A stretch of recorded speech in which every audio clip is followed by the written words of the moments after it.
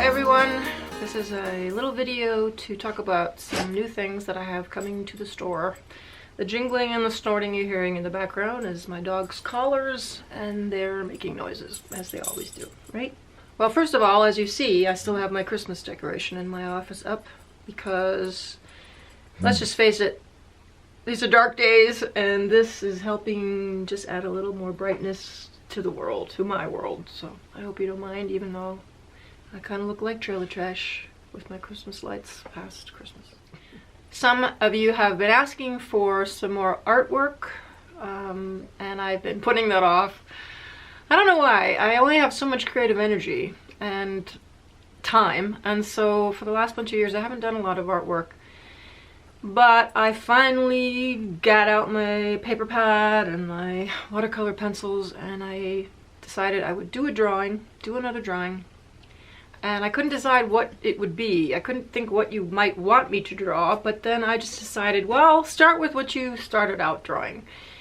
I started drawing at the age of 5. I remember this really vividly because my dad drew me a picture of a horse when I was about 5 years old, and I can still see him drawing it. And of course, being a horse crazy kid, I then wanted to draw horses, and I think I drew nothing but horses from the age of 5 until probably about 4th grade, and then I started expanding into other things. But to this day, I still love to draw them. I think they're just one of the most absolutely gorgeous creatures on earth. And I started with Eddy, my half Percheron, half saddlebred Pinto. I love him so much, and he's really kind of cool looking, and I found a photo of him and I thought, okay, I want to start with this one. So that's what it is. If you're interested, that one is finished, and I made prints, and they're now available on the store site.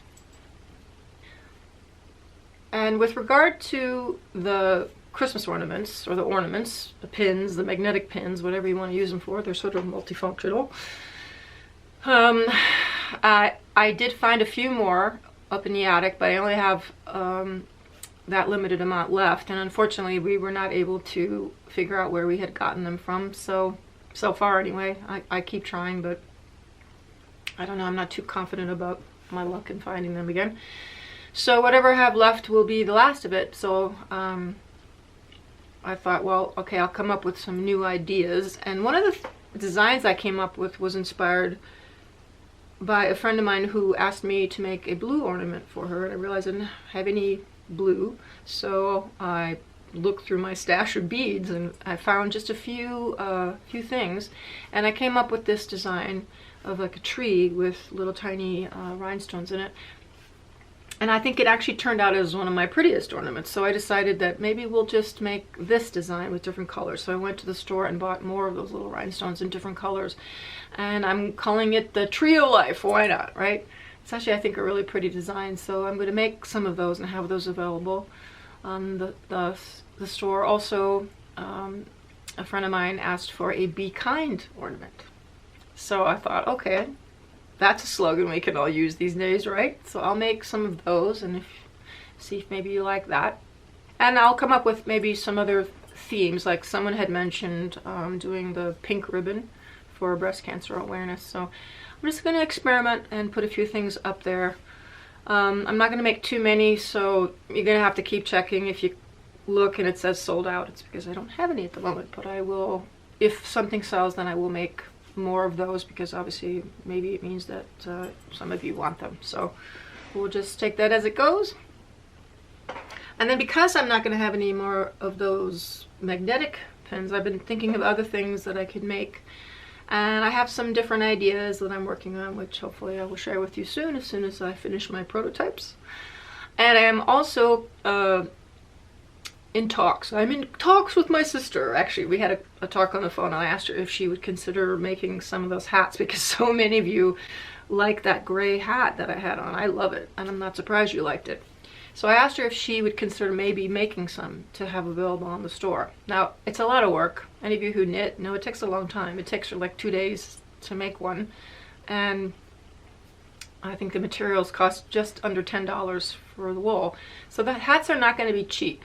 So she's going to make 2, and I'm going to put them up on the site. And like I said, they're not going to be cheap. If you want to buy a cheap hat, go to a store and buy one. But if you want a handmade one that is kind of unique and kind of cool, made by an Edder, my sister, then we're going to try that, okay?